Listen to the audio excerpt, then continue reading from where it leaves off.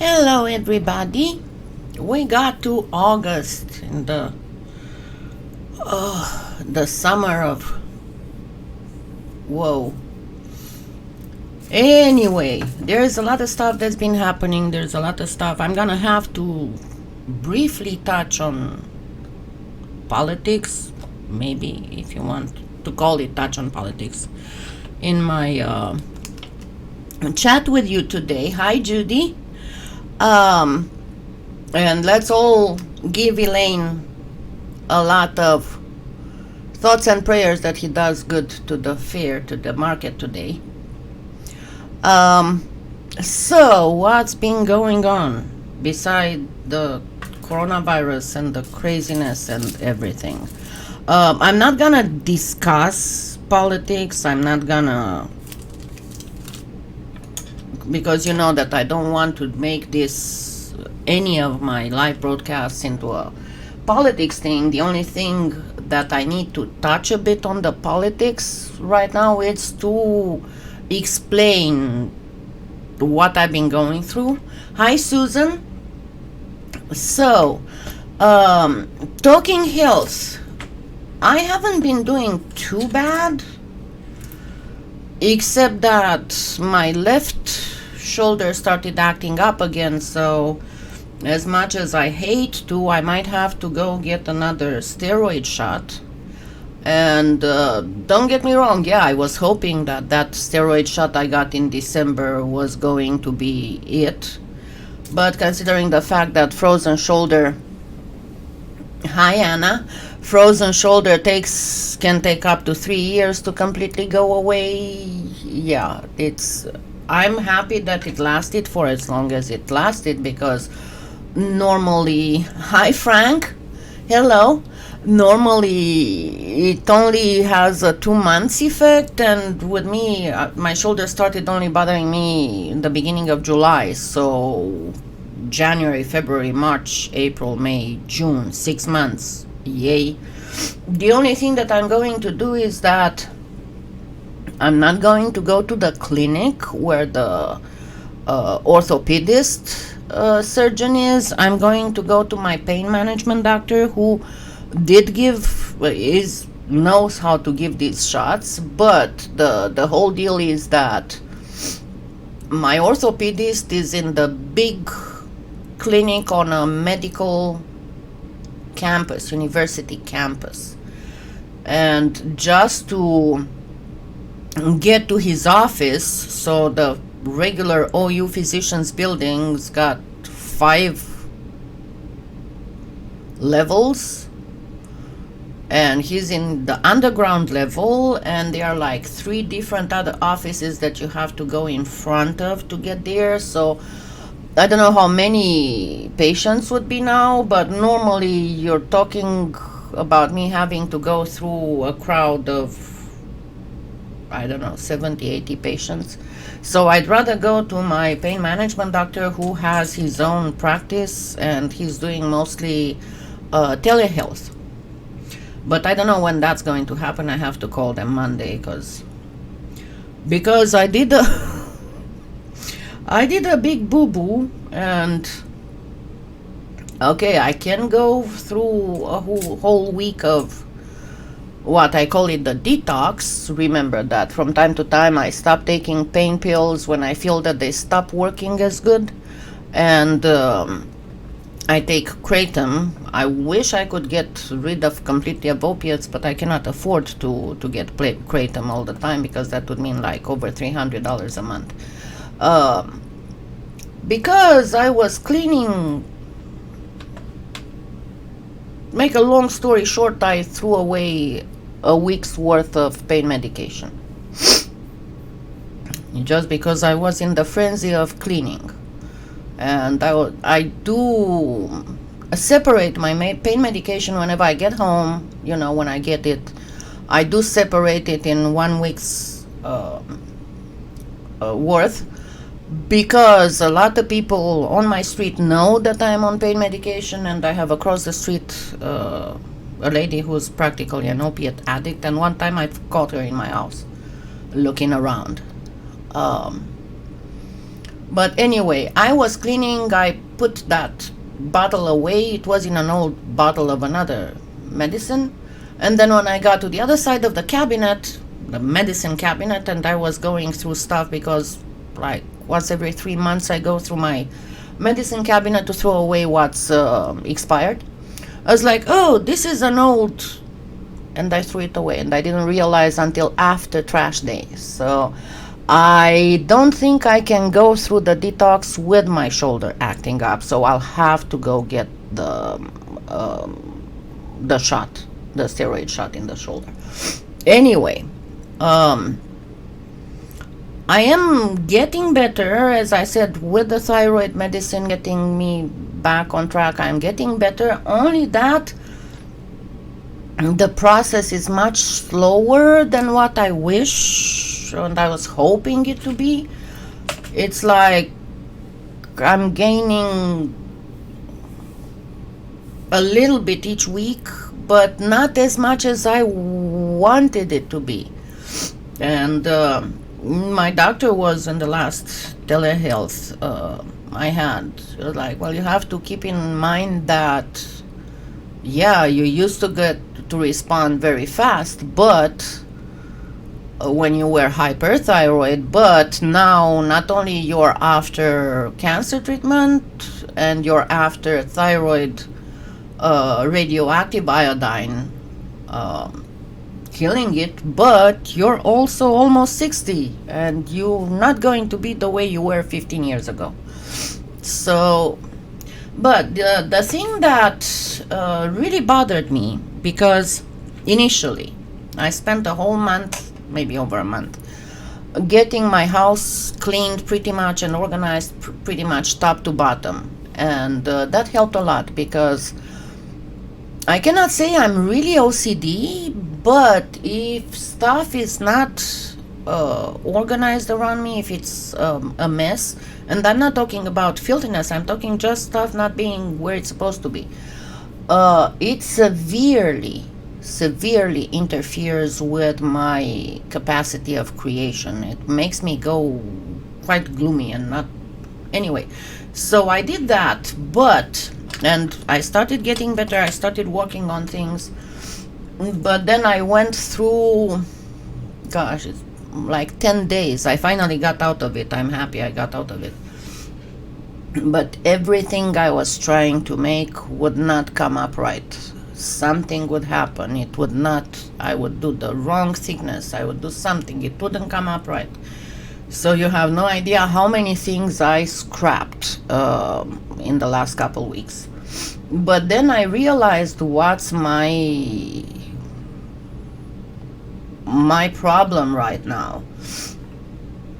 And it's going far back in time, because if you've been watching me for a while, you know that I've said before I lived in Romania during communism, and I was part of the Romanian anti-communist revolution.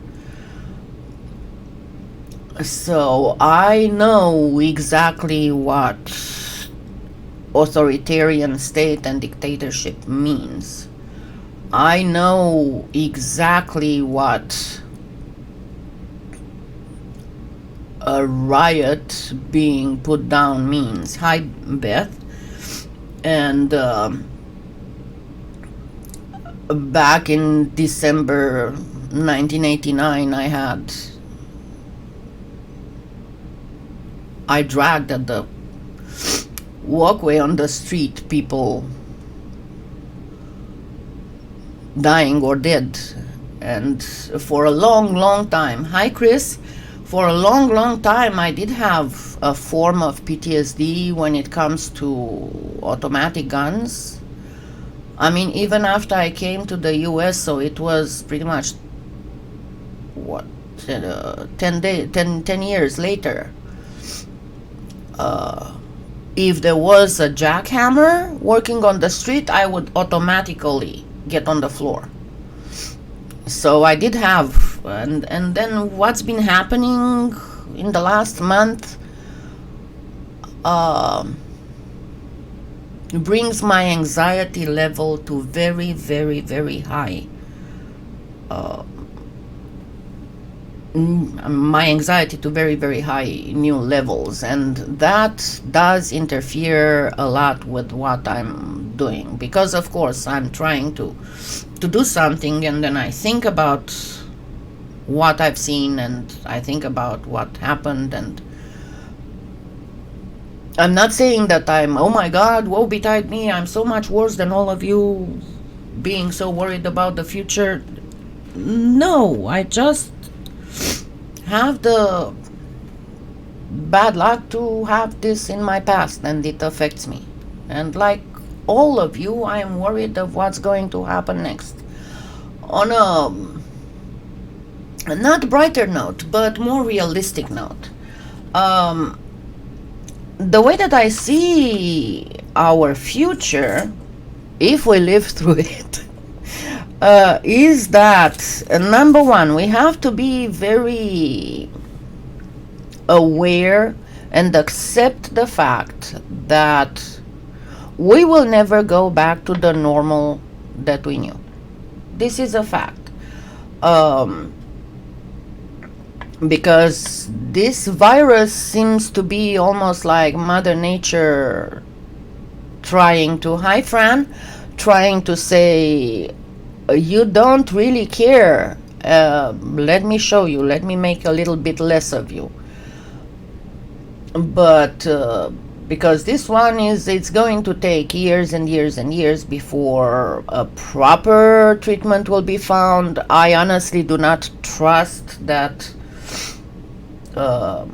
vaccines will be very useful, or at least not for a long time. We might have to get like 6 vaccines a year, because, and many of you knows, I do have quite a bit of medical knowledge. The thing is that number one, this is a coronavirus. Coronaviruses are a family of viruses, and about 4 of them are responsible for the common cold. Why do you think there is no vaccine for the common cold? Because the immunity from a cold, the immunity from a coronavirus, usually is around 2 months. At most 3. This is why we keep getting colds over and over again. The mechanism of this virus, when we talk about treatment, is very, very complex, and not all people are affected the same.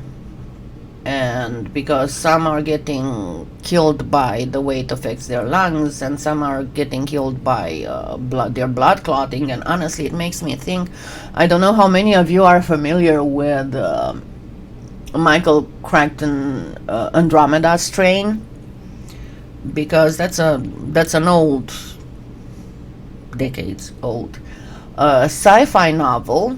I think that they made a movie on it too. Anyway, and it's about, and at one point I actually thought, you know what, this might be possible, because they still don't know how this virus appeared.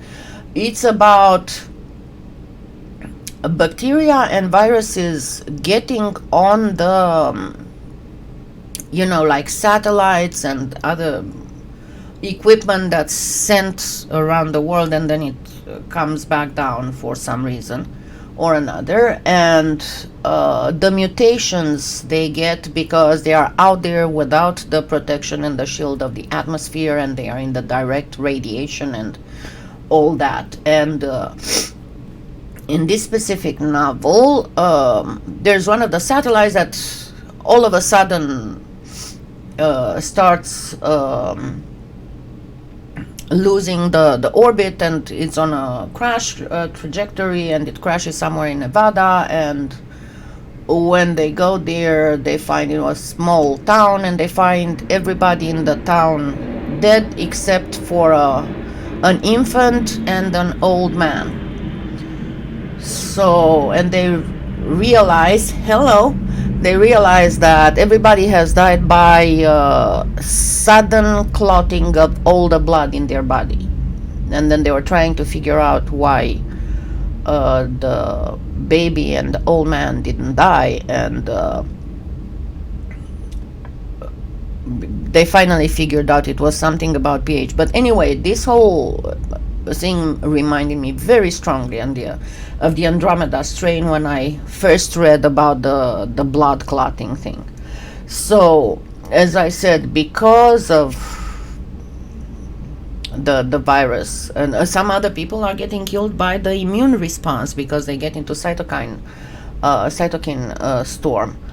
So their own immune system kills them. So it's going to be a long time before we have any kind of control on this virus. And the way things go, it's not unheard of. I mean, I don't doubt that we'll see something very similar not very far in the future. So, to get back to where I started, we have to be aware and accept the fact that going back to the normal that we knew is an impossibility. And we need to adapt to it. How does it work on, and I touched this briefly before, but only about the short term. How does it affect us as artists, as creators? It affects us twofold. Actually, more than twofold. But number one, let's talk about the jewelry, and about this I talked about before. If you are an artist who makes a lot of jewelry out of polymer clay, resin, and other media, as much as we all love bracelets, those aren't going to be, thank you, Natalia, those aren't going to be as successful, or maybe not necessarily as successful, but as sold in the future as they were before. And why is that? Because a lot of people work from home. I'm sorry, I went outside very briefly and I got a whiff of whatever pollen's in the air, and I have a little bit of allergy stuff. I don't have the sniffles, I don't have the anything. Anyway, so with everybody being on Zoom, being on video chats, being like that, it's obvious you don't go, when you go on a video chat, you don't go so people can notice your bracelets, bangles, whatever. So the same would go for necklaces that are very long. The same would go for belts. Thank you so much, Natalia. So we are going to see, and I can tell you for sure, we are going to see some new styles developing when it comes to anything that concerns the head. Hello, Mr. Dragon Kitty. What you doing? Hold on a second, let me grab Finnegan to say hello. And that's the little Dragon Kitty. I call him Dragon Kitty because whenever he gets his ears back, he looks like a little dragon. Yes. I started having to close the door to the craft room because he comes in here and he gets all over the place and leaves a lot of Finnegan hair. Yes, what you doing? Okay, can you go down now? Can we go down now? And his famous tail. He's got a famous tail. Then yeah, you're gonna say, oh, he's so big, he's less than half of what you see because he's got a very, very long hair. Anyway, so as I was saying, we are going to see a lot of new styles of earrings, a lot of new styles of head, combs and other types of ornaments. And I think that whomever is going to come up with the new things and getting them is going to be very, very successful. Honestly, as I was looking back in time, I don't know how many of you are Star Trek fans, but if you remember Deep Space Nine, the Bajoran type earrings that had something here and something here, and then there were chains. So I do see something like that coming back. I do see a lot of ear wraps coming back. There was, again, but I'm trying to remember where it was. It was also in one of the sci-fi movies. There was another thing with the earrings and the nose being connected by chains. I'm trying to remember where it was. I've been having a lot of brain farts lately. And the same goes for the head. Because, and remember, whenever you're talking about stuff like that, you have to think about your social segment you're trying to sell to.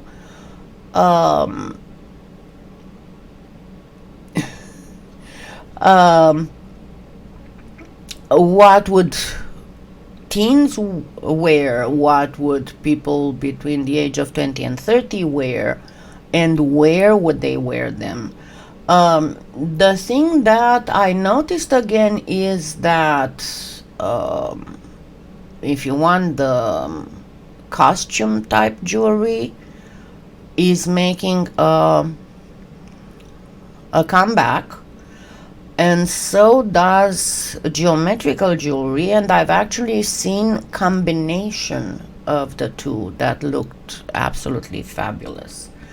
And by the way, I saw on Etsy there's this, hold on, let me find and show you. I saw on Etsy this artist who she gets all kinds of old vintage jewelry and makes things with it.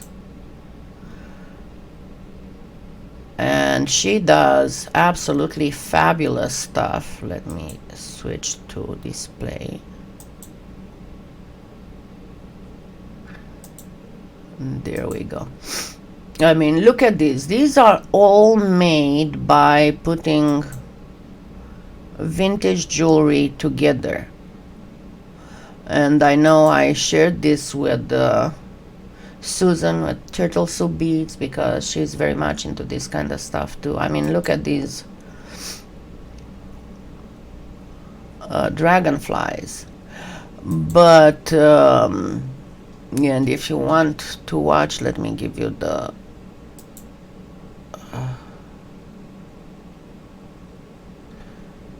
hold on. So it's Vintage Artistry by J.A. I'm not sure if it's going to let me put such a long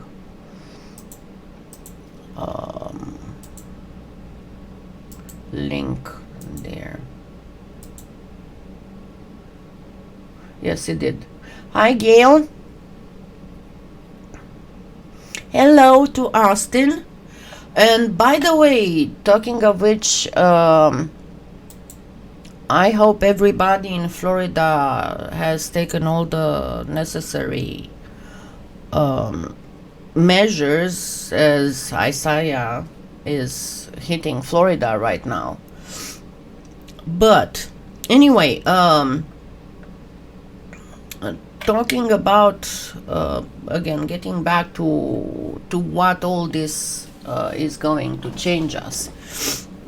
The other thing is that makers of decorative objects are going to see an increase in their sales also, because as people are more at home, they will want to be surrounded by stuff they like. Or they will not, the expenses won't be so much into clothing as it will be into what surrounds you.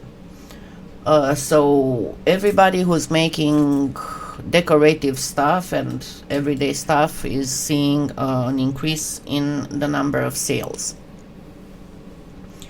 Um, and then the highest rate of success will be for people who, number one, teach others how to do things, and number two, storytellers. And what do I mean by storytellers? I'm not talking necessarily by entertainment and singers and stuff. I'm talking about people who are able to address a large audience with and establishing a sense of community in the virtual just by telling, because everything is a story, everything that we are talking about, but their stories, number one, having the addressing the sense of community that a lot of us are affected by, because humans are a pack animal. If we are removed from the pack, a lot of bad stuff happens to our mental well-being. Also, the ones who would be able to alleviate a little bit fear and anxiety and all that, and the ones who will be keep people coming back. So, and that is something that will see an increase. And tutorial makers, I'm not talking here just about polymer clay or resin or whatever, tutorial makers who are able to combine the two will be the most successful.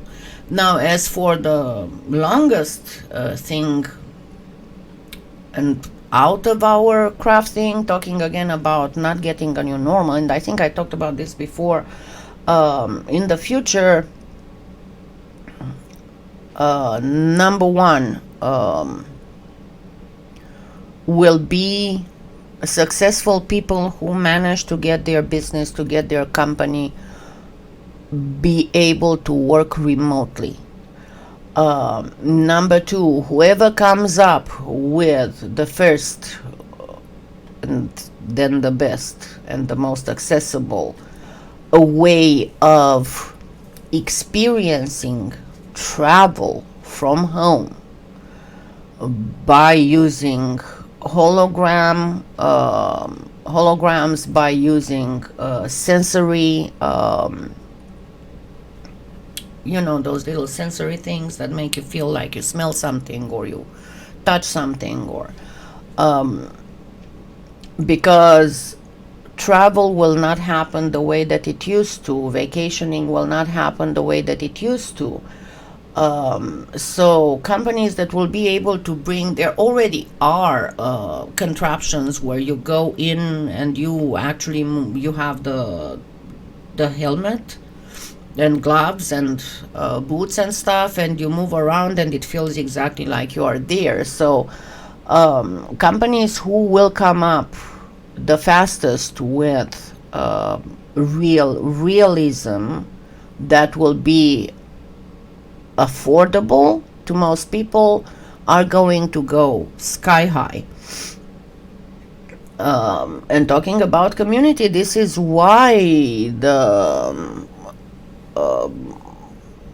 social networks are exploding, because people go there for the sense of community. And as much as it is true that, remember, I said it before and I'll say it again, my social segment is mostly people over 45, mostly women, and mostly people with disability that is caused by health issue or by aging. Okay, don't interrupt me. I started forgetting. Yes, the VR is the experience of the future. But as I was saying, that the community need makes social networks explode. And even if my social segment is mostly used to being by themselves, to being at home most of the time because of their disability or the age, they cannot go out and do as much as they did. It's one thing when you do that by choice, and a completely different thing when you do that because you have to. It kind of messes a little bit with your head, no matter how strong you think you are. It is human beings do not work well under pressure. So the other thing is, again, everything that is online right now is going to have the most success. And I'm looking around, and I was looking that some countries already understood that the internet has to be part of the infrastructure right now. And there are countries in the world where you have free internet. There are countries in the world where the internet is fast, like Romania. You cannot get internet that would be less than 25 megabytes per second. So as long as countries manage to adapt, access to the online community. Number two, access to the shipping part is very, very important. We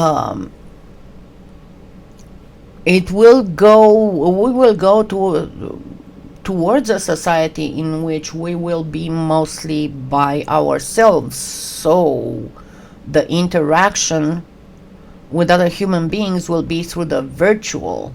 And going back to the sci-fi, if you didn't realize by now that I am a sci-fi nerd, I'm trying to remember the name of it.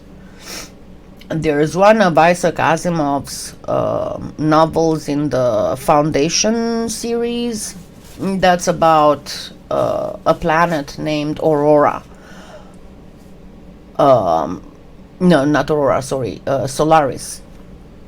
That was kind of depending to Aurora. And hi, Barbara. And what Solaris was, the way it had developed, it had a very low number of inhabitants. I forgot, it was something under 100,000 inhabitants for the whole planet. It was the main maker of positronic robots in the galaxy. But people did not get together. Everybody was living on their 100, 200, 300,000 acres property, and everything was 3D. They were meeting with their friends, they were doing stuff together, swimming, having barbecues and everything together, but with holographic presence. And I'm not saying that we're gonna get there right away, but it's pretty much where we are going to get to, unless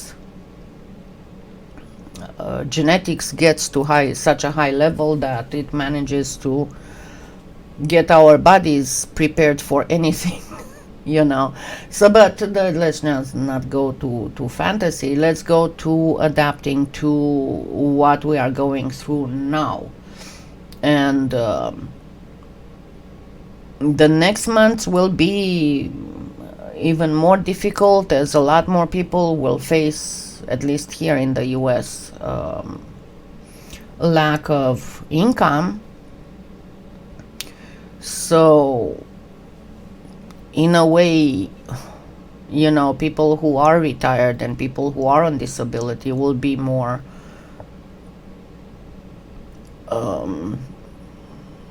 will handle it better, because even if we don't have a lot of money, at least we have it.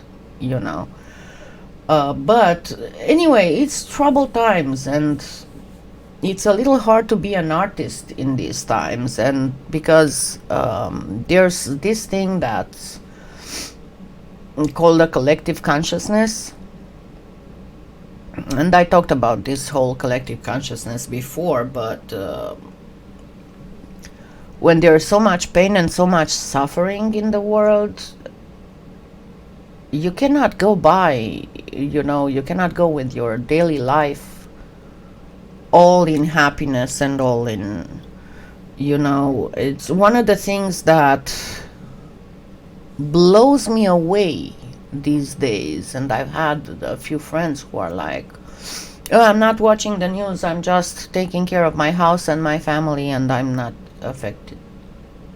This just putting your head in the sand and not wanting to deal with it, and also refusing to believe that this is not going to end really soon.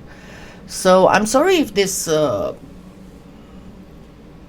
monthly chat is a little bit doom and gloom, and I'm definitely not going to tell you be positive, everything's going to be good, because one of the things I hate the worst in life is the whole be positive thing. It's not about being positive, it's about tackling things as they come.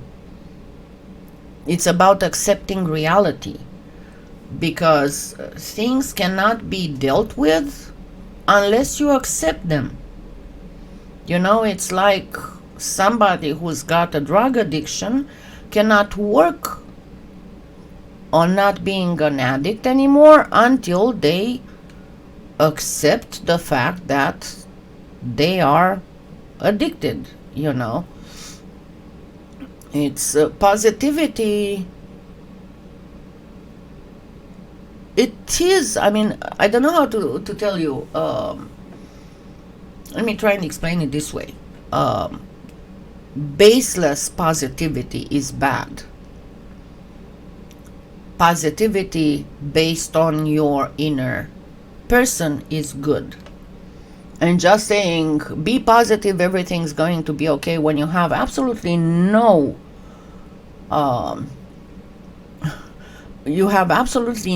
idea how it's going to be, doesn't do any good. On the other hand, saying, okay, I cannot go to the grocery store as I used to. What are my options for my budget? Or I cannot get together with my friends anymore. Thank you, Beth. And because of that, I am feeling lonely and depressed. What can I do? And I'm going to tell you very honestly, one of the things that me personally does me a lot of good when I'm going through tough times and I have to deal with tough stuff is playing video games. And I'm not talking about Crazy Birds or first-person shooter games. No, I'm talking about role-playing games, and I'm talking about massive multiplayer role-playing games. A lot of you know that I play Guild Wars 2, and why is that? Because number one, when you start playing that game and you start following the story of the game and everything, it kind of takes you off the what's going on around you, and it helped me a lot when I was going through chemo. And number two, because they are multiplayer and there are people, you play with people, you don't play alone. And that's another need to have internet thing. And I'm not telling you go play 24/7 computer games. I'm telling you try and see how it feels. Don't say, oh, I'm 60, I cannot play computer games, it's beyond me, it's childish. I can tell you something. In Guild Wars 2, for example, there are people who are almost 80, there are entire guilds who are made out of people over 50. It's not just for children anymore. It's not just for teens anymore. It's a fact of life, and it's not something that's going to, maybe it might get you addicted, but hey, it's a good addiction, you know. You're not drinking, you're not taking drugs, all you're doing is, if you're going through a tough time, it's going to help you go through it. It can become an addiction, and it can become a dangerous addiction, but anything that you take or use too much is bad for you, including chocolate, unfortunately. So everybody deals with it the way they can. The whole thing, the whole positivity thing that you have to do is, okay, this is what's happening. How can I deal with it? And don't get discouraged by the what's happening, you know, because focusing on the problem is not going to help you get anywhere. You have to focus on the solution to the problem. The problem will always discourage you. The problem will always depress you. The problem will always give you anxiety and all kinds of nasty stuff. But nobody can help you if you don't want to help yourself. So that's the way of doing it. This is what's going on. What can I do to make it better? There will be things that you have control over. There will be things that you don't have control over. And it's the things that you don't have control over that scare you. So that's the whole thing. You kind of need to learn how to deal with it. The good part is that all of us and everybody here who's in my audience, just because you have internet, just because you're able to watch YouTube on the channel of a creator that teaches people how to do stuff, means that you have the means to do it. There are people in this world, there are entire countries that don't have that. So that's the silver lining. Even if we are going through such tough times, even if, yeah, we might not buy all the stuff that we are used to buy, we might not go to barbecues and to the beach and everywhere, but we'll stay alive and we'll do whatever we can to keep sane and keep living, not just existing. Thank you, Chris. Yeah, that's a main thing. There's too many people who are just existing. They are not living. And there's a lot to still enjoy from life, even if you cannot go places. I mean, I can tell you from the point of view of somebody who's been almost an hermit for the last more than 5 years. And less going out and less doing things. And I traveled the world in my youth, and I've been doing things all over. But, you know, when going out is not possible, bring the outside in. You can still make friends. You can video chat with friends. I have friends with whom I have coffee every morning, even if they are across the country. Just by video chatting. You cannot go out to visit Italy, watch videos about Italy. There's something that nobody can take away from you, your knowledge and your memories. You have the time and you have the opportunity to watch all kinds of documentaries about all kinds of things.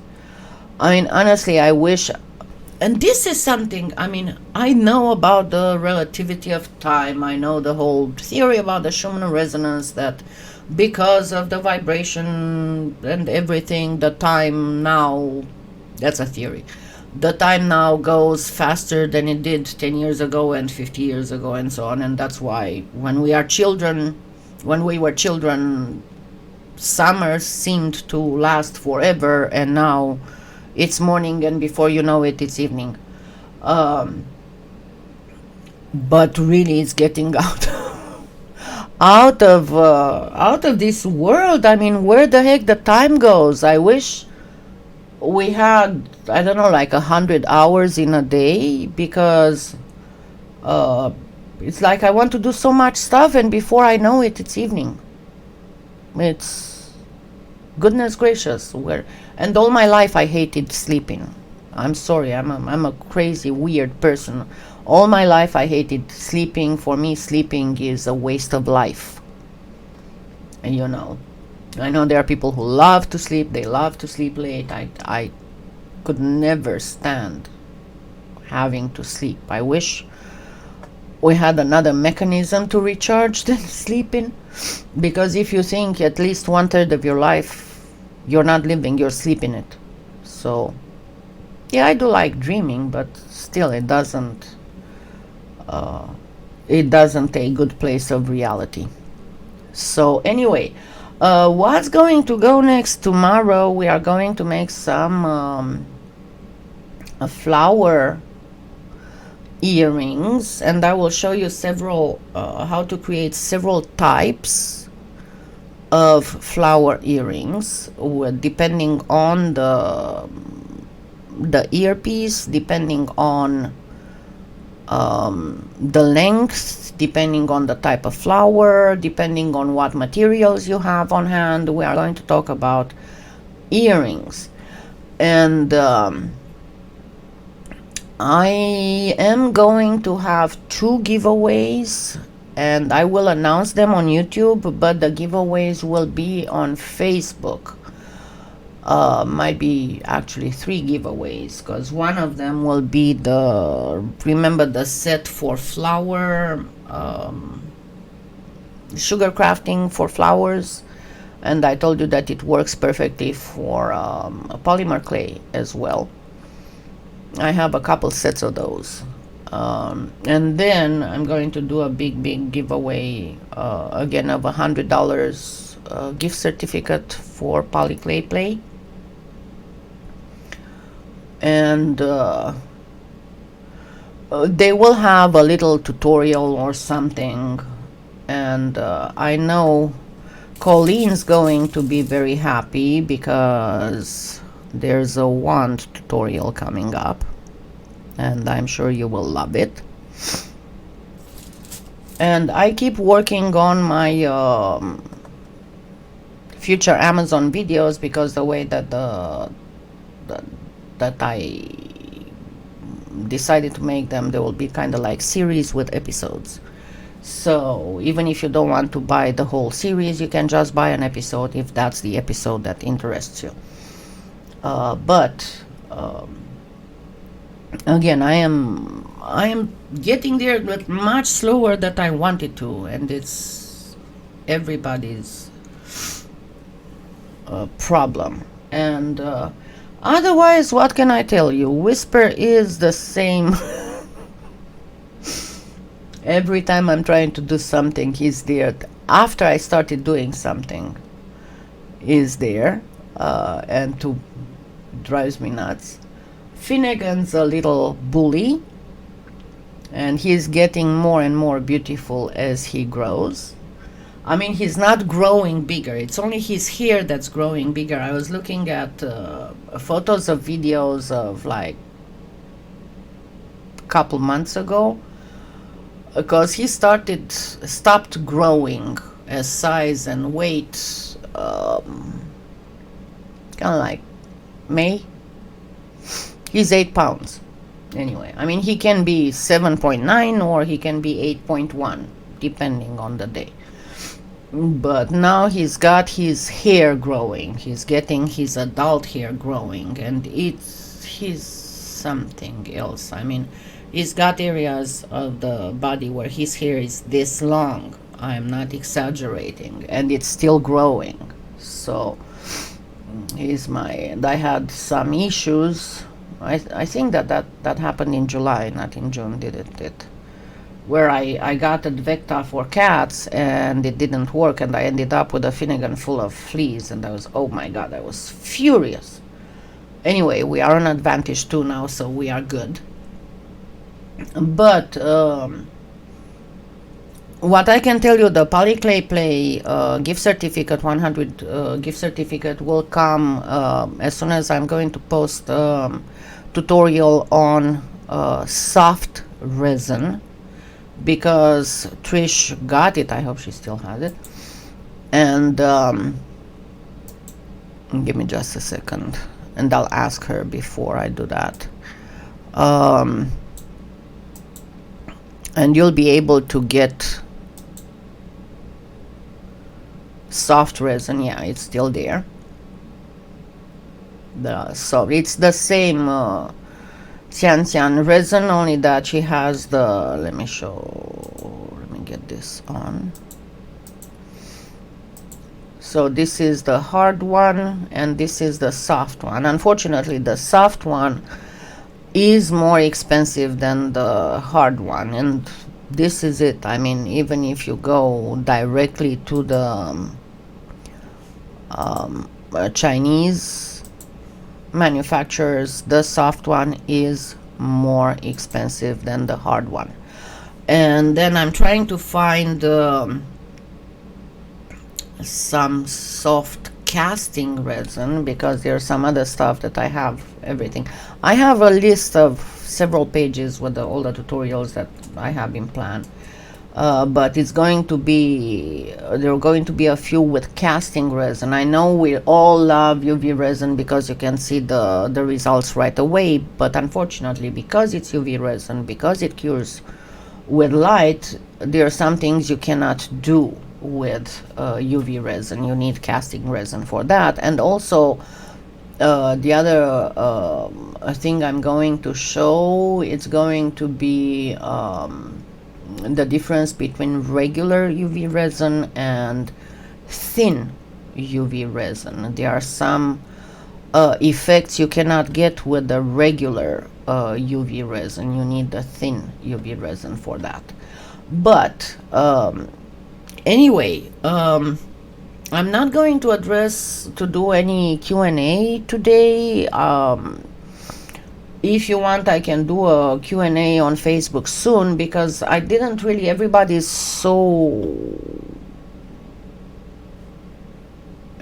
life is so upside down right now, and I'm not gonna lie to you, I got less questions about a polymer clay in the last month, so I'm not going to do a Q&A. And I keep working on the websites, and again, I am glad that I slowly got better. I can work now, I don't know, maybe like 4 or 5 hours a day, and I'm talking about everything, you know, doing stuff around the house, I do need to lay down again, as usual, periodically, because my back is, the muscles on my back are killing me. But it's getting better, again, slower than I wish. So I shall see all of you tomorrow. Yeah, just when I'm saying goodbye. I shall see all of you tomorrow. It's going to be at 12:30 as usual. There are no thunderstorms, there are nothing. The heat is back on track, and we are going to make flower earrings. And don't forget to give me thumbs up, and if you just found my channel, don't forget to subscribe. Hopefully I'll soon start posting more tutorials, but at least I have once a week the live broadcast. So I'll see all of you tomorrow, and look forward. Remember that I'll post the tutorial first on Facebook, and only after Facebook it's going to be posted on YouTube. And I'm looking for a solution to be able to broadcast live both on Facebook and YouTube at the same time. I did a test with the software I have. It's not working good. One of the two gets throttled, gets very, very sluggish. So I'm going to have to use one of those services. I'm trying to find the best service, because I'm not willing to pay $50 a month to be able to do live simultaneously 4 times a month. So we'll see. Anyway, I'll see all of you tomorrow, 12:30 Central, as usual. That's GMT -6, and we'll make flower earrings. Enjoy your weekend. I love you all, and see you tomorrow. Goodbye.